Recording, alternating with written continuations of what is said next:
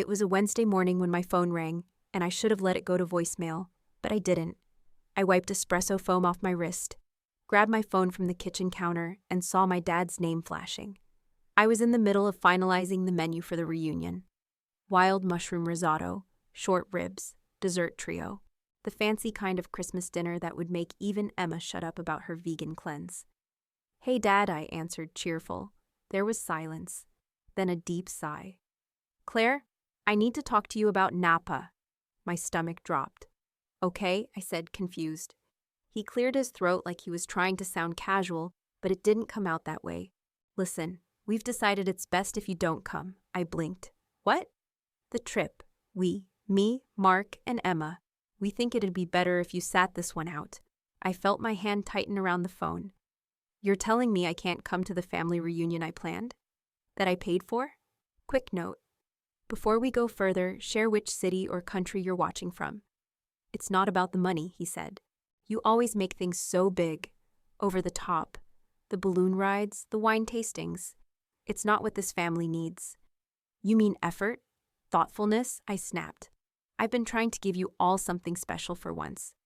"You've been trying to buy us," he said flatly. "You always do this, Claire. You think if you throw enough money at everything, it'll make us close again. But you're just controlling." Controlling. That word hit like a slap. "I'm the one keeping this family together, Dad. I plan everything, I pay for everything, and none of you even bother to say thank you." "You want a trophy for doing too much?" he shot back. "We just want a simple Christmas. No pressure. No drama." I stood frozen in my kitchen, staring at the glittery save-the-date cards still pinned to my fridge. Custom printed, embossed. A vineyard sketch in the background. I'd spent months making this reunion happen. "So I'm the drama," I said quietly. His voice had softened, but not with kindness, just pity. "You make everything about you, Claire. It's exhausting." I didn't even say goodbye. I hung up. I stood there, arms crossed, teeth clenched, trying not to cry. For a second, I actually looked around my kitchen like I'd find answers in the stainless steel. All that time, all that money, all those calls and bookings. And they'd cut me out like I was a problem to solve. And for the first time, I saw it. All the giving I'd done, the organizing, the fixing, it wasn't bringing us closer. It was just me, carrying the load for people who never asked me to, and never cared that I did. I didn't cry, not right away. I just stood there with my fist clenched and my jaw locked so tight it ached. Then I sat down at the kitchen island, turned off my phone, and stared at the fridge like it owed me an explanation. My name was still on those little cards. Hosted by Claire, like a punchline. I didn't even realize how hard I was shaking until I reached for a glass of water and nearly dropped it. This wasn't about Napa. Not really. It had been building for years. Hell, decades. And I just didn't want to see it. We grew up in Sacramento. Average house, 3 bedrooms, 2 baths, brown carpet that never stayed clean. My dad, Tom, was a contractor, always on job sites, hands cracked and clothes dusty. My mom, Elizabeth, was the glue. PTA meetings, fresh towels in the linen closet, chicken pot pie on Thursdays. She had this way of making our chaotic little house feel like it mattered. Mark was the oldest. Football, honor roll, golden boy. Emma was the youngest. Loud, dramatic, always got away with everything. And me? I was just there in the middle, trying to get someone to notice I was keeping things from falling apart. Mom made it look easy, so when she collapsed in the grocery store one rainy October afternoon, aneurysm gone before the ambulance got there, I thought I could hold everything together like she did. I was 19, sophomore year at Cal State, finals coming up. Instead, I was planning a funeral, settling hospital bills, helping Dad figure out how to pay the mortgage because the accounts were a mess, and he didn't know where Mom kept anything. That's how it started. Me handling the bills. Me making sure Emma got through high school without burning the place down. Me reminding Dad to take his blood pressure meds. Mark had already moved to Seattle by then. New job, new girlfriend. I'll come visit when I can. Spoiler, he didn't. I kept thinking if I did everything right, if I kept the holidays going and remembered birthdays and made sure the fridge had food when Dad forgot, maybe things would feel normal again, but normal never came. Dad went quiet after Mom died, like a switch flipped. He showed up less, got grumpier. He hated that I was handling things, hated that I opened my own business at 24 and had a nicer car than he did. Hated how Emma called me instead of him when she needed help. He never said it out loud, but I felt it. Every time he brushed off my ideas, every time he refused help but took it anyway, every time he made a joke about me playing boss. And I kept taking it, for years. Because deep down, I thought if I just worked harder, gave more, they'd see what I was trying to do. That I wasn't trying to replace Mom. I just didn't want us to fall apart. But we fell apart anyway. Mark built his life somewhere else and never looked back. Emma floated through apartments and part-time jobs, always expecting someone else to catch her. And Dad, he just decided that I was the problem. That the only reason things felt wrong was because I was trying too hard. That's the part that really gut-punched me. I didn't make this family cold and distant. I was the one running into the burning building while they all stood outside complaining about the heat. And the worst part? They let me.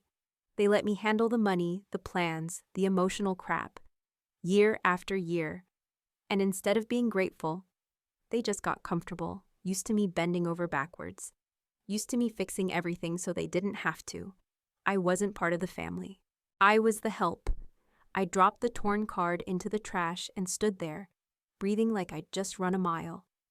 Then I grabbed my laptop off the counter, opened it, and clicked the folder labeled Napa Plans. Because here's the kicker. I didn't do all this last minute. This reunion had been in motion for nearly 8 months. Every reservation, every bottle, every email, carefully planned like a goddamn military operation. It started in February. I was scrolling through my calendar and realized Christmas was wide open. No weddings, no corporate parties, no last-minute charity galas. A clean window, and I thought, this is it. This is my chance to fix everything. I'd been sitting on a decent bonus from 2 big tech conferences I coordinated in Austin. So I decided to go big. Something they couldn't ignore or screw up with their usual passive-aggressive drama. Napa Valley in December. Cold enough to feel like winter, but still sunny. Quiet vineyards, fireplaces, beautiful scenery. I found this estate rental outside St. Patiha. Helena, 5 bedrooms, private pool, vineyard view. I booked it for a full week. Then I started layering in the magic. A private wine tour with tastings at 3 boutique wineries. A gourmet dinner cooked by a Michelin-starred chef. He even agreed to accommodate Emma's vegan nonsense. Hot air balloon rides scheduled for sunrise on the 3rd day. A catered brunch on Christmas morning with a string quartet and personalized place settings. It wasn't just over the top, it was meticulous. I thought about everything, right down to the heated floors and local organic toiletries in every bathroom. I spent over $15,000, my own money, not a dime from anyone else, and I didn't flinch. Because this wasn't about the cost. It was about getting my family back in the same room and proving we could be whole again. I designed the save the date cards myself. Cream linen cardstock, gold foil lettering, pressed grapevine motif. They went out in June. A family holiday to remember. I even had them sealed with wax stamps. I remember texting Mark the morning they shipped out. Check your mailbox in a few days. Big plans. He sent back a thumbs up emoji. That's it. Dad called me later that week. You really doing all this? I said yeah, and told him it was time we made some memories that didn't involve funerals or awkward takeout dinners. He just said, okay, and hung up. That should have been a red flag. But I brushed it off. He wasn't a sentimental guy. I figured he'd come around once he saw how serious I was. And I was serious. I even started curating a custom wine box for each of them. 5 bottles tailored to their tastes. Bold cabs for Dad, buttery Chardonnay for Emma, some obscure Pinot for Mark that he once mentioned liking. I was going to put handwritten notes with each bottle, little memories, inside jokes. I pictured us sitting around the fireplace in cozy sweaters, sipping wine and laughing about stupid things from when we were kids. I thought maybe, just maybe, we could remember what it felt like to be a family before everything got fractured and hard. I wanted this Christmas to matter. Not in the let's survive this without a fight way we'd been doing for years, but really matter. I knew it was a long shot, but I thought if I set the table, literally and emotionally, They'd show up the way I needed them to. I thought if I made it perfect, they'd finally see me. I stood at the counter with my hands pressed into the granite, the air thick with that sharp edge of insult that hadn't quite turned into anger yet. I opened my laptop again, found the folder marked Final Itinerary, and dialed my dad. I figured we'd go over arrival times, maybe confirm the balloon pickup. Just get it done. I was in logistics mode. Calm, efficient. He answered on the second ring. Hey, Dad. Just wanted to run through the final details for Napa. Claire, he cut in, voice flat. Before you say anything, I need to tell you something. I froze. Okay. There was a pause. Then, we've been talking, me and the kids, and we've decided it's probably best if you don't come. I blinked. What? He cleared his throat. We just think it's better to have a calm, drama-free holiday this year. I laughed, short and sharp. Are you serious right now? It's nothing personal, he said, like that meant anything. You just tend to take over. Everything becomes about your ideas, your money, your plans. It's not relaxing, Claire. It's exhausting. My heart started pounding in my ears. I've spent months planning this. Thousands of dollars. For you, for all of you. That's exactly it, he said. It's too much. It's always been too much. You act like you're saving us when we never asked for any of it. You didn't have to ask, I snapped. I stepped in because no one else would. I've been holding this family together for years. You think Napa's about control? Try looking at who actually shows up every damn time. You just don't know when to stop, he muttered. It's like you need to be the center of it all, or you'll fall apart. I stood there gripping the phone so tight my hand went numb. You're unbelievable, I said. You all talked behind my back and made this decision without even telling me. It's not an attack, he said, voice turning cold. It's a boundary. That word, boundary. Like I was the toxic one. I didn't even argue after that. I just ended the call. My chest was burning, my stomach twisted up so tight I couldn't breathe right. I'd never felt so discarded in my life. They'd ripped the rug out from under me and didn't even have the guts to call it what it was. Betrayal. Not once did he ask how I felt. Not once did he thank me. Just, you're not coming. Glass shattered, water everywhere, my hand still shaking over the sink. I stared at the broken stem and the tiny shards in the basin, and something just snapped inside me. I wasn't going to cry again. Screw that. I grabbed a towel, wiped my hands dry, then marched straight to my laptop. No hesitation. I opened my banking app, clicked into the joint transfer account I'd set up for booking the chef and transportation. My dad was listed as a secondary in case anything came up, and emptied it. Every last cent. Straight back to my business account. Then I pulled up my email, found the threads from the rental house, the chef, the tour companies, the balloon operator, most of the reservations, and started canceling them. Not one part of me flinched. My fingers flew over the keyboard, fast and calm. Subject line, change of plans, full cancellation. Each message polite, professional, short. I'd spent months coordinating that week. Took me under 20 minutes to burn it all down. And once the last confirmation came in, I shut the laptop and stood still in the silence. That was it. I was done. I took one deep breath and let it settle into my bones. This wasn't failure. This wasn't petty. This was survival. I'd spent years believing that if I just worked hard enough, gave enough, paid enough, I could earn my family's love. Turns out love doesn't come with receipts. The first ping came 10 minutes later. Mark. WTF, Claire? Did you seriously cancel the house? Then Emma. Are you kidding me right now? What happened? Then a call from Dad. Straight to voicemail. I didn't even blink. The texts kept coming. Why are you doing this? We didn't mean for it to go this far. Call me back. This is ridiculous. I let them pile up. I didn't owe them a damn thing. Instead, I opened a new tab and typed quiet holiday destinations in California. I wanted something warm. No snow, no fake cheer, no pressure. Just sun, silence, and space to breathe. A few clicks later, I found it. Small beach towns south of Big Sur. Private bungalows with ocean views.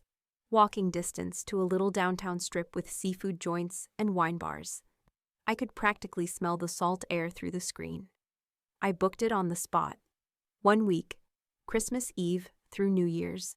Then I texted Lily and Jenna, my two closest friends. "How do you feel about ditching your families and spending Christmas on the beach?" Lily responded in under 30 seconds. "Please, yes. Tell me when and where." Jenna replied a minute later. "Girl, I'm packing already." That's when I felt it. The tension in my jaw eased. My shoulders dropped. For the first time in forever, I wasn't bracing for disappointment. I was done being the fixer, the planner, the emotional punching bag. This Christmas wasn't going to be about them. It was going to be about me. The sun dipped low outside my kitchen window, turning everything gold. I sat there, still, watching the light stretch across the floor. For once, I didn't feel pressure to do anything for anyone. I didn't need to fix a damn thing. I opened my laptop again. Not for work, not for family, just for me. The beach town I'd found was even better than I thought. I zoomed in on the map, scrolling past quiet streets lined with palm trees and little cafes with handwritten menus. I clicked through photos of the bungalow. Cedar wood siding, wide porch, white curtains floating by the window, a hammock in the back that overlooked the ocean. Then I went straight into planning mode, except this time, no spreadsheets, no family allergies, no itinerary folders. Just a few tabs open for local spas, ocean kayaking, and wine tastings with ocean views. No luxury for show, just peace, comfort, something real. I texted Lily again. Booked, beachfront, 2 bedrooms, ocean view. "You in?" She replied instantly. "Yes, I'll tell my mom I'm devastated to miss Christmas Eve dinner. Let's go." Then Jenna. "I need this more than oxygen. Do I pack sandals or just live barefoot for a week?" I laughed. Actually laughed. The real kind, from my gut. Not the fake one I used during family Zoom calls where everyone talked over me. As I was pouring myself a glass of wine, my email pinged. A new message from the balloon tour company. Subject line: "Final confirmation needed. Napa Valley ride." Right, that hadn't been canceled yet. I clicked in, hit decline, then kept going. Chef, canceled. Wine tasting, canceled. Christmas brunch caterer, canceled. Even the custom wine sets. I sent the winery a message asking them to hold the order. I didn't bother explaining why. Each click felt like unhooking myself from a chain I didn't know I'd been dragging. I didn't care how mad they'd be. Let Mark throw a tantrum. Let Emma cry about wasted plans.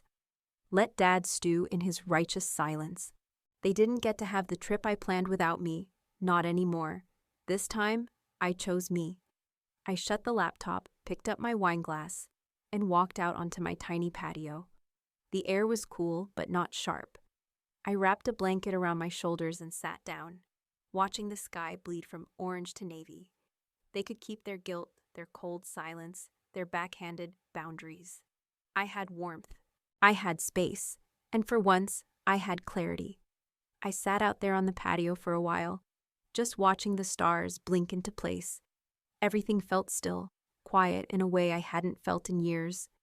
Then my phone started vibrating on the table next to me, once, twice, 3 times in a row. I glanced at the screen. Dad, voicemail. Mark, 6 texts. Emma, missed call. Emma, voicemail. Dad, 2 messages. It was like they all woke up at once and realized the free ride was over.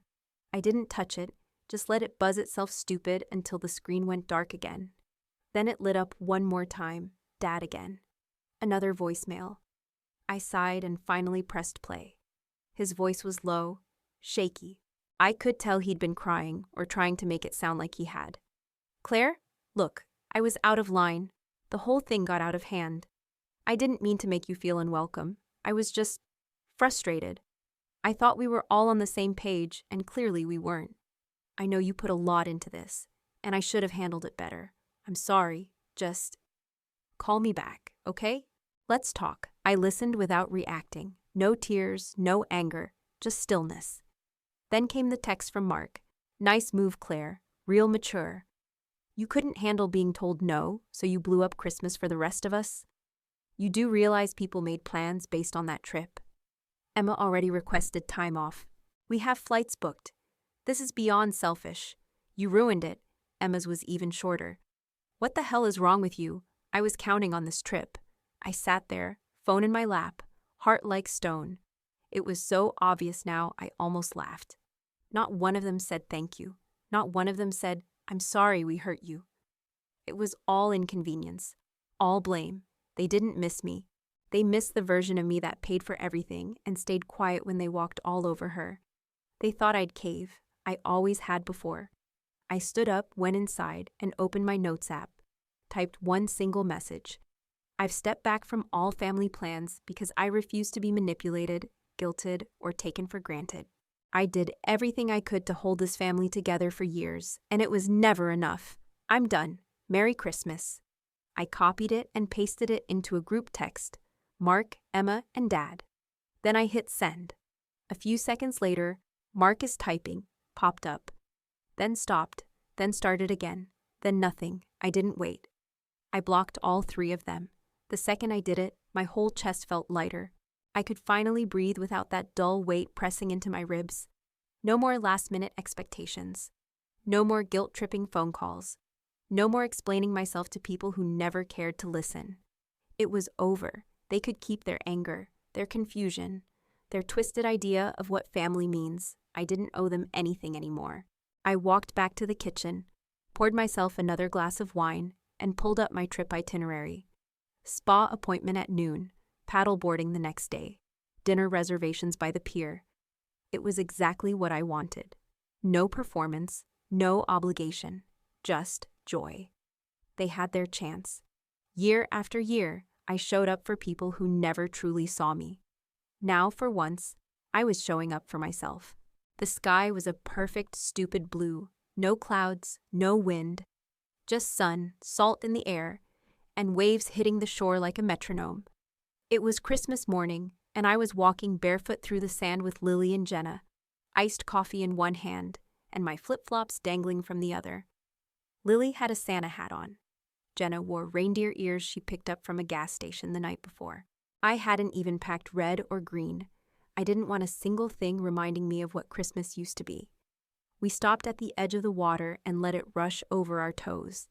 Jenna let out this deep sigh, like she'd been holding her breath for weeks. This is the first Christmas I haven't had to listen to my mom cry over a burnt ham, she said. Lily snorted. My uncle usually drinks too much and starts arguing about politics. Right about now, he's probably yelling at my niece about gas stoves. I just smiled. You're welcome. We ended up at this little seafood spot right off the beach. Picnic tables, string lights, Christmas music playing low from someone's Bluetooth speaker. No fancy linens, no dress code.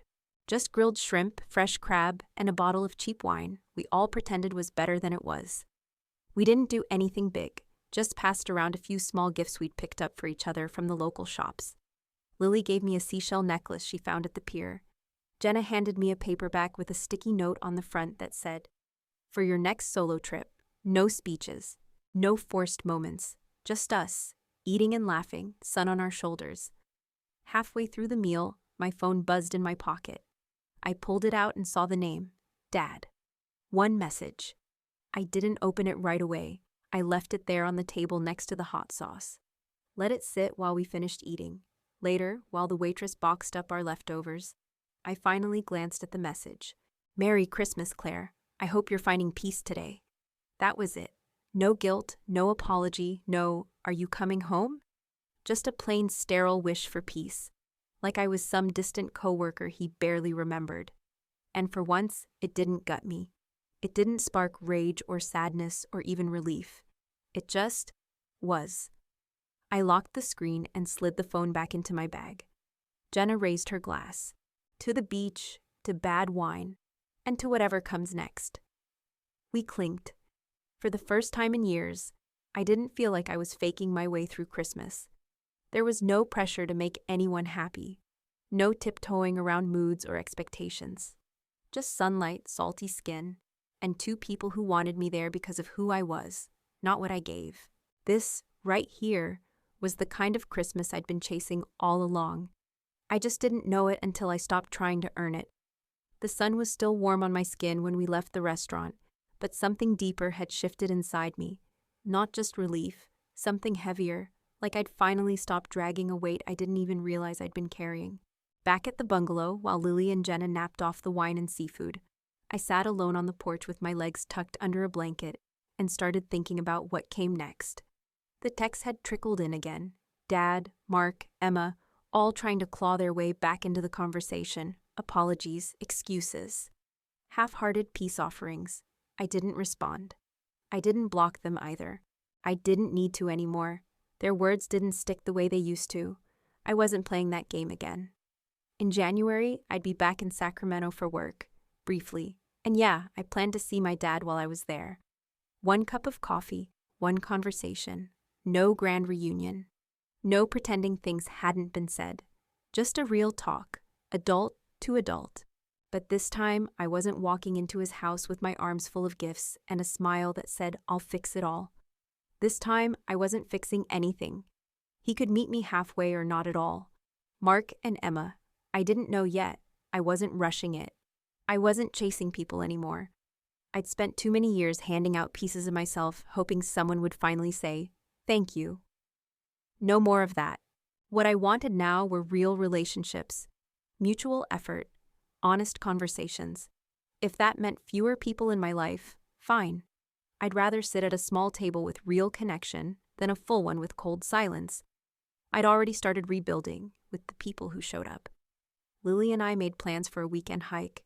Jenna invited me to her sister's birthday brunch. Real people, no expectations, no guilt trips. And me? I was lighter, clearer. My calendar didn't scare me anymore. My phone didn't feel like a grenade in my pocket. I had space to breathe. I didn't expect everything to be perfect. Hell, I didn't even want that. I just wanted peace, control over my own time, the freedom to say no and not explain myself. I finally understood something I should have known a long time ago. Love doesn't mean sacrificing yourself over and over just to keep other people comfortable. That version of me, she was gone.